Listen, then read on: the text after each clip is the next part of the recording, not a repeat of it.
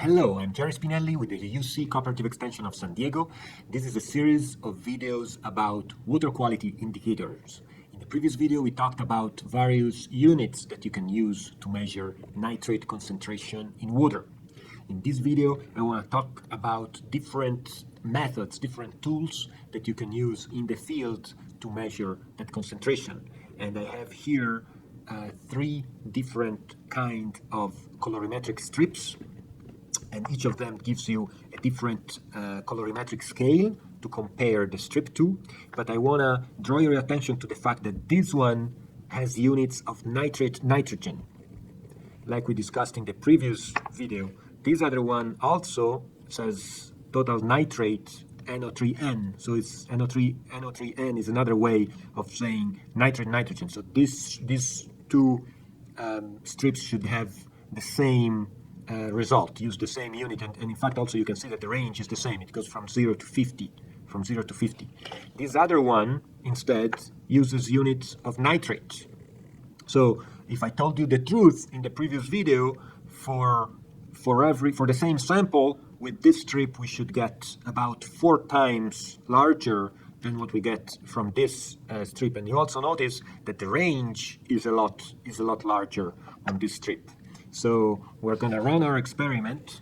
These are 3 bottles of 3 different samples. These 2 are irrigation water that I collected at the nursery. One uses an injector to inject fertilizer in the irrigation water, so hopefully we'll be able to pick up that concentration. And this one instead is fertilizer solution.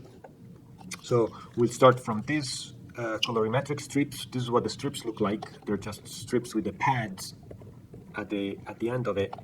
And the way that you measure is you just dip this pad in the water for less than a second, and then you shake it, and the pad will change color depending on the concentration of nitrate in that water.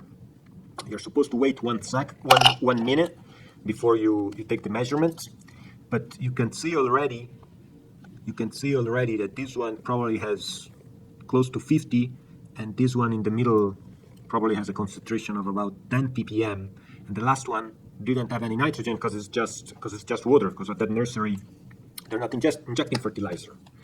And now, just to drive the point home, I want to take another measurement from these strips that instead had nitrate.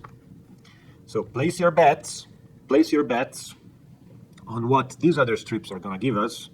This was the one with no nitrogen. This was the one that gave us about 10 earlier, 10 ppm of nitrate and nitrogen. And this was the one that gave us 50. So I bet you $1 that one that gave us 50 now will give us 200, or more or less 4 times more. And the one that gave us 10 will give us about 50. About 45 really. And the other one that was at 0 remains 0. And you see that this one is about probably closer to 500, between 250 to 500. This is a semi-quantitative method, meaning that it doesn't give us an exact number, but it gives us a range. It gives us an idea of where that measurement stands. And you notice that indeed this scale is about, the nitrate scale is about 4 times larger than the nitrate nitrogen. So be very careful of the units that you're using, because that changes your measurement very much. These other kind of colorimetric strips are called M-Quant, and they're made by Merck, and they're made in Germany. And the good thing about these ones is that they have 2 scales.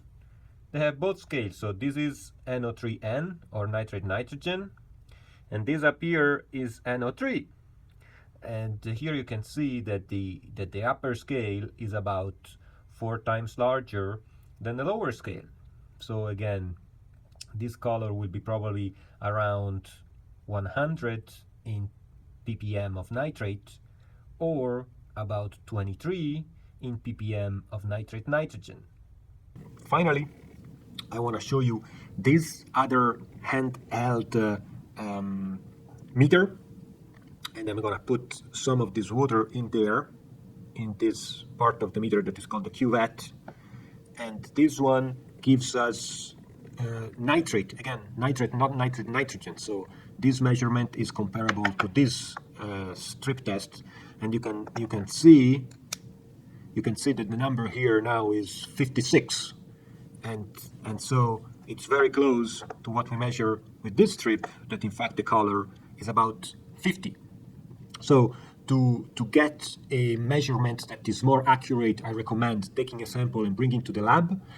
But as far as simple tools that you can use by yourself in the field, these are what you can do, and you can get a lot of information just by using these inexpensive and simple tools. In the next video, we're going to talk about salinity in irrigation water and how to measure it, and what are the units to measure it. Thank you very much, and I will see you in the next video.